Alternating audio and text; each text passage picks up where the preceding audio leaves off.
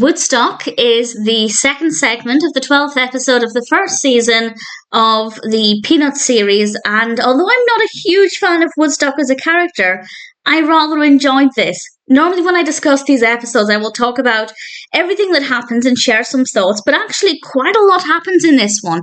So I will just mention some personal highlights, and I'll give a spoiler warning for that in a moment, but I'll sum it up very briefly. First of all, basically this is all about Woodstock. Pretty much every clip relates to Woodstock in some way, and he's very cute. It's unusual.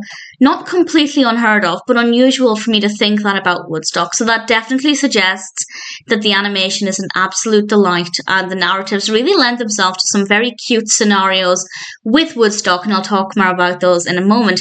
As is usually, in fact, always the case with this Peanut series, the animation is absolutely stunning. The colour palette is really gorgeous. Visually, it is an absolute delight. And the actual content itself as well is really great fun to watch. Really thoroughly enjoyed this one. When I realised it was all about Woodstock, I honestly wasn't expecting to care that much for it, but it turns out that I thought it was pretty fantastic. So I will now, with a big spoiler warning, mention a couple of personal highlights, but honestly there wasn't anything in this that I didn't like. There wasn't anything that I don't think worked well, but these are just things that particularly stood out to me. And the first one is actually, I think, the opening story where Charlie Brown is having to admit that people do carve turkeys, they do eat birds around the holidays. And Woodstock is obviously not very happy about this. Snoopy suggests a disguise for Woodstock, and that looks very cute. And then we're at school with Peppermint Patty, and initially I thought, what has this got to do with Woodstock?